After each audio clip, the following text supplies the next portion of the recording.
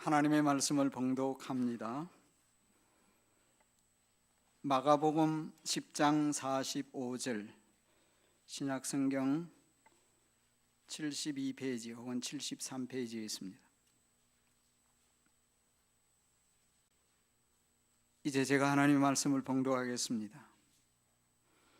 인자가 온 것은 섬김을 받으려 함이 아니라 도리어 섬기려 하고 자기 목숨을 많은 사람의 대속물로 주려 함이니라. 아멘. 기도합니다. 성령 하나님, 제가 이 시간 말씀을 전할 때에 저를 붙드시기 바랍니다. 진리로, 은혜로 성령님 충만함 가운데 말씀 전하며 우리 성도들이 준비된 마음, 열린 마음으로 말씀 들으며 은혜 받고 하나님께 영광을 돌리도록 도와주옵소서. 예수님 이름으로 기도합니다. 아멘. 메리 크리스마스. 답을 잘하셔서 감사합니다. 아이들에게 크리스마스에 가장 먼저 생각나는 것이 뭐냐, 이렇게 질문을 한다면 아이들이 무슨 대답을 할 것 같아요? 크리스마스에 가장 기억 많이 나는 거, 산타 할아버지, 루돌프 사슴, 선물, 이게 대답이라는 거예요. 성탄절의 본래 의미와는 전혀 상관없는 대답입니다. 저기 강대상에 보면 크리스마스 줄이 있죠. 저것도 사실은 성탄절과는 전혀 상관이 없어요. 저는 저를 쳐다보면서 꼭대기에 있는 별을 보면서 위로받았습니다. 나무는 아무 상관이 없는데, 왜냐하면 성경에 마태복음 2장에 보면 동방의 현자들, 박사님들이 어린 아기 예수님을 경배하기 위하여 찾아올 때에 별이 나타났죠. 별 보고 왔잖아요. 그래서 저 별을 생각하며 그 별이겠지 생각하고 위로받는 거예요. 그런데 여러분들이 뉴스를 보면 아시겠지만은 중국 곳곳에서는 작년도 그렇고 최근에 크리스마스 금지령이 내렸죠. 성탄절 이브에는 심지어 노점상도 크리스마스 기념 선물을 팔지 못하도록 단속하죠. 그래서 크리스마스 양말, 산타클로스 인형, 사실은 크리스마스하고는 관계가 없죠. 근데 이런 것도 팔지 못하도록 한다는 것입니다. 중국 정부가 그렇게 하는 데에는 숨은 의도는 중국의 지하교회를 탄압하기 위한 목적도 있다고 합니다. 여러분들이 우리가 살고 있는 미국도 사실은 생각해 보면 올해는 조금 그래도 메리 크리스마스 이런 말을 잘 하지만 작년까지만 해도 잘 못했죠. 하는 게 거북스러웠습니다. 이제 해피 할로데이즈 이렇게 얘기를 했지, 메리 크리스마스 이렇게 하다가는 혹시 불편한 관계가 될 수도 있었습니다. 여러분 아는 대로 지금도 학교에서는 아이들이 다른 종교에 대해서는 자유롭게 얘기를 할 수 있지만은 기독교에 대해서 말하는 것은 금지하는 학교와 교사들도 많이 있습니다. 기독교가 사실은 핍박을 받고 있는 셈입니다. 그런데도 왜 성탄절에 많은 사람들이 즐거워하고 기뻐합니까? 왜 좋아하죠? 우선은 안 그런 분도 있겠지만은 쉬니까, 노니까, 일하지 않으니까 혹시 공휴일 맞이할 수 있는 분들에게는 기쁘겠죠. 거기다가 또 선물을 혹시 받을 수 있거나 파티를 하기 때문에 좋아하는 것입니다. 크리스마스의 본래적인 의미와는 전혀 상관없이 즐거워합니다. 아니, 성탄절 기간이 도리어 범죄하는 기간이 되기도 합니다. 심지어 대한민국에서 이전 신문을 들춰보니까 1950년대 중반부터 신문에 성탄절이 먹고 마시고 노는 휴일로 타락해 간다, 이런 우려의 목소리가 높았습니다. 이미 일찍이 그 당시에 소설가이면서 목사님이셨던 전영택 목사님은 남녀가 혼잡한 유흥과 춤에 빠지는 크리스마스 기간, 죄악된 풍습을 질타하면서 심지어 그는 모든 성탄절 행사를 없애자라는 무리한 주장까지 했습니다. 1964년도에 보니까 성탄절 기간에 서울 외곽 야산에서 3천여 명의 청소년들이 광란의 파티 소동을 벌여서 어른들을 놀라게 한 적도 있다는 기사가 있어요. 그런데 여러분, 오늘날은 심하면 더 심했지 덜 하지는 않습니다. 성탄절 기간이 더 많은, 더 심한 죄를 짓고 있는 기간이 되고 있으니 얼마나 슬프고 탄식스러운 일입니까? 그래서 우리는 성탄절의 의미를 깊이 새길 필요가 있습니다. 성탄절은 참으로 뜻깊은 날입니다.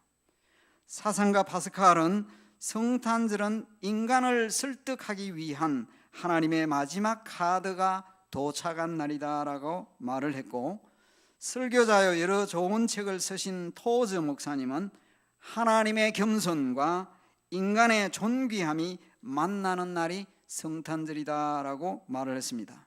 성탄절이 어떤 날이에요? 예수님이 이 세상에 오신 날, 더 정확하게 말하면 예수님이 이 세상에 오신 것을 기념하는 날, 표현을 그렇게 할 수가 있겠죠.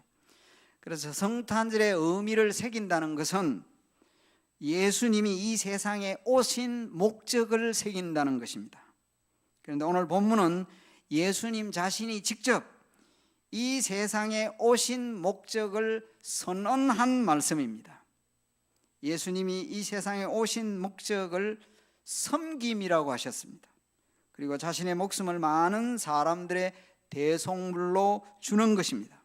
그래서 저는 섬김에 대해서, 예수님의 섬김, 우리의 섬김에 대해서 말씀을 드리려고 합니다. 먼저 첫째로, 섬김은 사명입니다. 우리의 사명입니다. 이 마가복음 10장 42절부터 45절은 예수님의 제자가 되는 길, 즉 discipleship에 대한, 제자도에 대한 마가복음에서 세 번째 가르침입니다. 동시에 참된 위대함이 무엇인지에 대하여 말씀하신 두 번째 내용입니다. True greatness, 참된 위대함이 무엇이냐. 예수님의 제자들은 높은 지위에 관심을 두고 있었습니다. 그러나 예수님은 그 제자들에게 제자가 되는 길은 고난의 길이다, 그리고 다른 사람들을 위한 섬김의 삶이다라고 말씀을 하셨어요. 그래서 43절 말씀에 보면 예수님이 말씀하신 말씀 가운데 섬기는 자라는 표현이 있습니다. 하인이라는 뜻이에요. 이 말에 영어로 표현된 것이 디콘, 집사님이란 말이죠. 집사의 어원입니다. 집사는 무엇이냐? 섬기는 자이다 뜻입니다. 한자어로 표현하면 잡을 집 일사, 일을 잡은 사람, 일하는 사람, 이 집사님이라는 말이에요. 그리고 44절에는 예수님이 종이라는 표현을 썼습니다. 노예라는 뜻입니다. 하나님의 나라에서 위대해지는 것은 세상 나라와는 정반대입니다. 이 마가복음 10장 45절은 마가복음에서 핵심이 되는 구원론적인 구절입니다. 예수님은 철저히 자신이 섬김의 본이 되심을 제자들에게 말씀하신 것이죠. 그래서 메시아로서의 참된 사명은 많은 사람들을 위하여 자기 목숨을 주시는 것입니다. 예수님은 자신을 인자라고 표현하셨어요. 내가라는 말보다도 인자라는 3인칭적인 표현을 예수님은 종종 쓰셨습니다. 그래서 구약에서, 다니엘서에서 말씀하신 인자, 사실은 사람됨이라기보다는 그 말씀은 예수님 자신의 독특한 신분됨을 표현하는 것입니다. 그런데 이기에 많은 사람들을 위해 자기 목숨을 주신다라는 이 말은 구약 성경의 이사야 52장 13절부터 53장 12절에 보면 메시아의 고난, 즉 여호와의 종의 고난에 대하여 말씀하는데요, 그 말씀을 반영한 것이라고 할 수 있습니다. 여호와의 종, 즉 주의 종이 고난받을 것이다. 종의 노래가 나오는데 그 부분이 여호와의 종의 고난에 대한 말씀인데 예수님이 하신 말씀은 그 말씀에 대한 반영이다. 예수님은 대속물이라는 말씀을 하셨어요. 이 대속물이라는 말은 노예나 포로나 죄수를 석방할 때에 지불하는 돈, 즉 속전입니다. 예수님은 우리를 죄의 속박으로부터 해방시켜 주시기 위해서 친히 우리의 속전이 되셨습니다. 마가복음 10장 45절은 또한 일종의 예수님의 사명 선언문입니다. 미션 스테이트먼트예요. 요한복음 10장 10절이 우리 교회 표어인데 그것이 일종의 미션 스테이트먼트예요. 그런데 그 말씀을 또 달리 표현한 것이 오늘 본문 말씀이라고 생각하면 되겠습니다. 예수님은 철저히 사명 중심의 삶을 사셨습니다. 예수님은 자신의 목숨을 많은 사람들의 대속물로 내어주기까지 하신 것입니다. 그래서 성도 여러분, 예수님의 그 사명이 섬김이었듯이 저와 여러분의 사명도 섬김이다. 예수님의 제자가 되는 길이 이 섬김의 길이고요, 예수님의 명령을 순종하는 것이 바로 섬김이다. 섬기는 것이 예수님의 말씀을 순종하는 거예요. 저와 여러분이 사명이 이 섬김이라는 것을 꼭 기억하시기를 간절히 바랍니다. 두 번째 말씀을 드리고 싶은 것은요, 그러면 이 섬김은 겸손과 희생을 요구한다는 거예요. 여러분, 세상에서는요 섬기라고 하지만은 인간은 본능적으로 섬김 받기를 원합니다. 다 섬김 받고 싶어 해요. 다 누구든지. 섬김은 우리의 본성과는 정반대입니다. 예수님의 제자들도 섬김 받기를 좋아했지 섬기기를 좋아하지 않았습니다. 그런데 마가복음 10장 42절과 43절에서 예수님은 세상의 집권자들과 고관들은 권세를 부리고 섬김 받기를 원하지만 하나님 나라의 일꾼은 섬기는 자가 되어야 한다라고 말씀하셨습니다. 그런데 왜 섬기는 것이 싫습니까? 그 이유는 말씀드린 바와 같이 겸손과 희생이죠. 첫째가 섬기려면 낮아져야 하기 때문이에요. 낮아져야 된다는 거예요. 하나님의 아들이신 예수님이 사람이 되신 것, 사람으로 오신 것 자체가 낮아지신 일입니다. 그 유명한 성경 구절인 빌립보서 2장 6절부터 8절까지 여러분 생각해 보세요. 그는 근본 하나님의 본체시나 하나님과 동등됨을 취할 것으로 여기지 아니하시고 오히려 자기를 비워 종의 형체를 가지사 사람들과 같이 되셨고 사람의 모양으로 나타나사 자기를 낮추시고 죽기까지 복종하셨으니 그 십자가에 죽으심이라 하셨습니다. 요한복음 13장에 예수님이 친히 제자들의 발을 씻겨주시면서 섬기는 본을 보여주셨잖아요. 섬기라고 하셨잖아요. 그래서 남을 섬기려면 교만한 마음을 버려야 합니다. 베드로전서 5장에 보면 교회 장로님들을 향하여 하는 말씀 가운데 맡은 자들에게 주장하는 자세를 하지 말고 양무리의 본이 되라, 이 말씀을 하시고 이어하신 말씀이 다 서로 겸손으로 허리를 동이라. 여기 굉장히 중요한 말이 다라는 말과 서로라는 말입니다. All of you, 교회 안에 있는 모든 장로님, 젊은이들 누구든지 모두 다 서로입니다. 겸손으로 허리를 동이라. 서로 겸손해야 한다. 나이 든 분들도 어린 자녀를 볼 때 무시하면 안 돼요. 물론 젊은 사람들은 어른을 공경해야 되겠죠. 서로 겸손해야 됩니다. Clothe yourselves with humility toward one another. 서로 겸손하라. 왜냐하면 이유를 말했습니다. 하나님은 교만한 자를 싫어하십니다. 대적하시되 겸손한 자들에게 은혜를 주시기 때문이다 말씀하셨습니다. 그래서 섬기려면요 낮아져야 합니다. 누구든지 그러해야 합니다. 또한 섬기는 것이 왜 힘드냐? 섬기려면 희생해야 되기 때문입니다. 예수님은 자신의 목숨까지 내어놓으셨어요. 섬기면은 돈이 들어갑니다. 섬기기 위해서는 시간 투자해야 합니다. 에너지를 쏟아야 합니다. 여러분들 그렇게까지 다 하고 계시잖아요. 하나님께서 여러분에게 건강 주셨습니다. 재능과 은사를 주셨습니다. 돈을 주셨습니다. 그것을 잘 사용해야 합니다. 우리는 모두 매니저일 뿐입니다. 제가 지난 주간에 에베소 4장 12절 말씀을 드렸는데 그 말씀을 한 번 더 새겨드리면요, 이렇게 되어 있습니다. 이는 성도를 온전하게 하여, 성도를 왜 훈련시키느냐, 양육시키느냐, 그 이유와 목적이 봉사의 일을 하도록 함이라 했습니다. 여러분들이 하나님의 말씀을 읽고 듣고 배우는 목적이 무엇입니까? 여러분들이 양육을 받는 목적이 무엇입니까? 봉사의 일을 하기 위함입니다. 봉사하기 위해서입니다. 섬기기 위해서요. 하나님의 일꾼이 된다는 것은 섬긴다는 뜻입니다. 여러분들이 이미 받은 은사들을 발견하시고 그 은사들을 개발하십시오. 그 은사들을 사용하십시오. 그 은사들을 하나님께서 여러분에게 주신 목적과 이유는 섬김에 있습니다.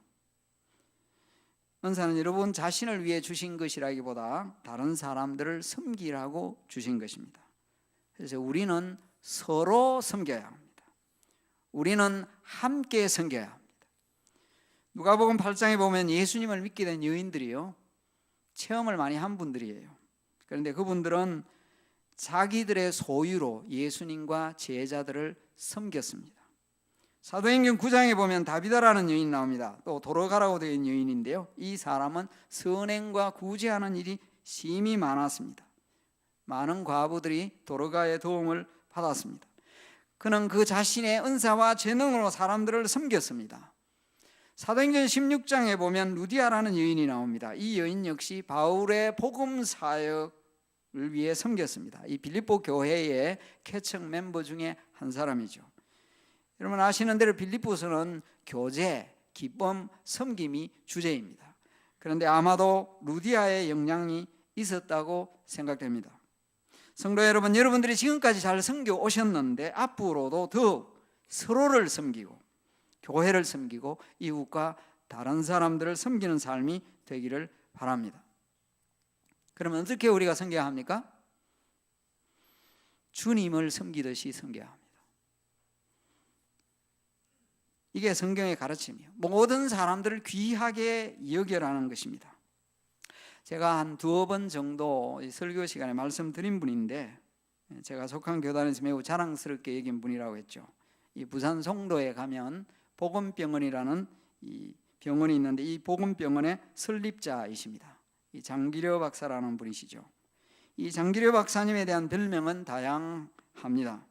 한국의 슈바이처, 우리 곁에 살다 간 성자, 작은 예수. 그는 기독교 집안에서 태어났습니다. 그는 특히 할머니의 신앙 교육이 박사님께 매우 큰 영향을 끼쳤습니다. 할머니들이 굉장히 중요합니다. 어떤 가난한 사람이 이 장 박사님께 처방전을 받아서 약을 담당하는 간호사, 그 당시에는 약사가 아니고 간호사가 있던 모양이죠. 간호사에게 갔습니다. 근데 처방전을 이제 간호사에 내밀었더니 그 간호사가 처방전을 읽고 눈이 둥그렇게 이만큼 됐습니다. 이 무슨 처방전이 이런 처방전이 있냐? 처방전의 내용이 이런 내용이 있습니다. 이 환자에게 닭 2마리 값을 내주시오. 그러니까 이 간호사 생각에는 이런 처방전이 있을 수 있나 생각을 하는 그걸 가지고 다시 의사에게 찾아갔습니다. 그랬더니 그 장 박사님 하는 말이, 나는 의사고 의사는 아픈 사람을 치료하는 사람이요. 그런데 이 환자는 딱히 아픈 곳이 있는 것이 아니라 영양실조에 걸린 것이요. 그러면 의사는 어떻게 해야 되겠어? 그리고 한마디 덧붙여 하는 말이, 내 월급에서 떼시오.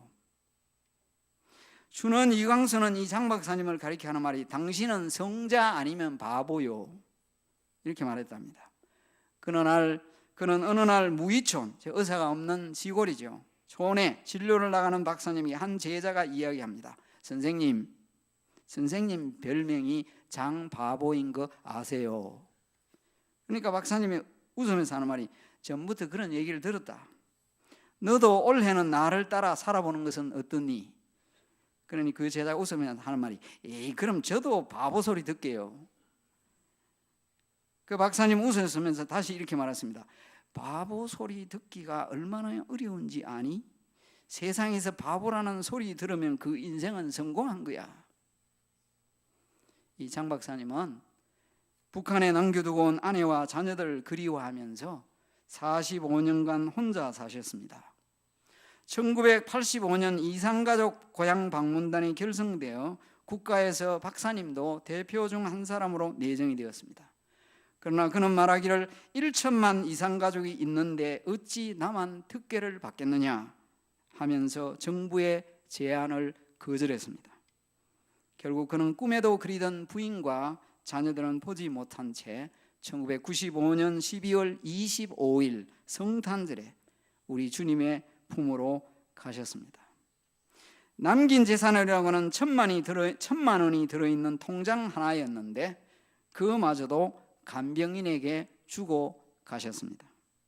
그는 장로로서, 의사로서 사랑과 섬김을 잘 실천한 주님의 참된 제자로서의 삶을 사셨습니다.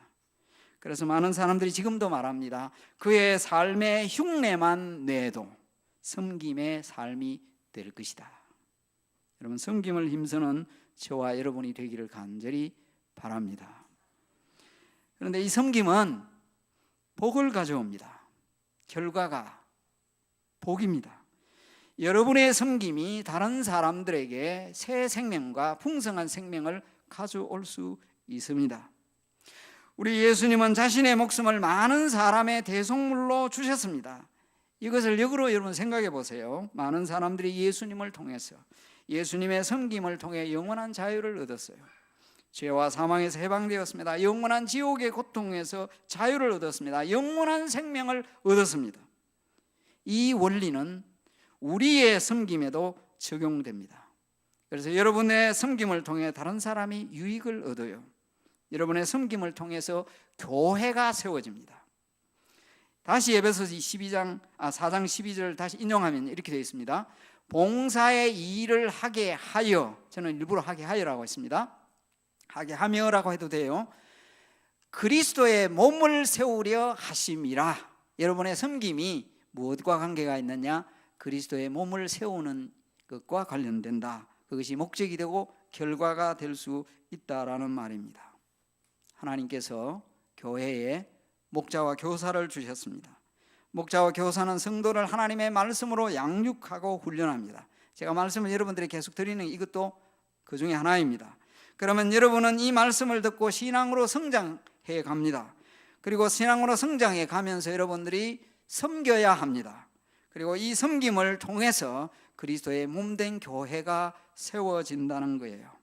그래서 우리가 서로 봉사하는 것은 이렇게 교회를 유익하게 하고 다른 사람에게 풍성한 영적인 삶을 살도록 하는 것입니다. 지금도 지구촌 곳곳에서는 많은 그리스도인들이 잘 섬기고 있습니다. 가난하고 병든 사람을 섬기고 있죠. 예수님의 마음을 품고 사랑하고 베푸는 사람이 많잖아요. 마지막으로 말씀드린 것은 여러분의 섬김이 예수님 다시 오실 때 여러분에게 분명히 영광과 칭찬을 가져올 것입니다. 이 마가복음 10장 이 43절과 44절은 예수님이 그러면 이렇게 하면 크게 된다, 크게 되는 방법이나 어떤 되는 비결에 대하여 말씀하시고자 한 것이 아니라 하나님의 나라에서는 섬기는 자가 위대한 자이고 섬기는 자가 어뜸이다 하는 말씀입니다. 우리 주님 앞에 서게 될 때 주님과 주님의 교회, 다른 사람들을 잘 섬긴 사람들은 분명히 우리 주님으로부터 칭찬과 존귀와 영광을 얻게 될 것입니다. 우리 주님이 죽기까지 낮아지시고 복종하시고 섬기셨는데 하나님께서는 우리 주님을 지극히 높이셨습니다. 이것이 십자가의 원리입니다. 낮아지는 자가 높아지고 죽는 자가 살고 그리고 주는 자가 더욱 복이 됩니다. 성도 여러분, 성탄절의 의미는 섬김에서 찾을 수 있습니다. 그래서 하나님을 섬기고 교회를 섬기고 다른 사람을 섬기고 이웃을 섬기는 이 섬김의 삶을, 이 복된 삶이니까 살기를 저는 간절히 기원합니다. 기도하겠습니다.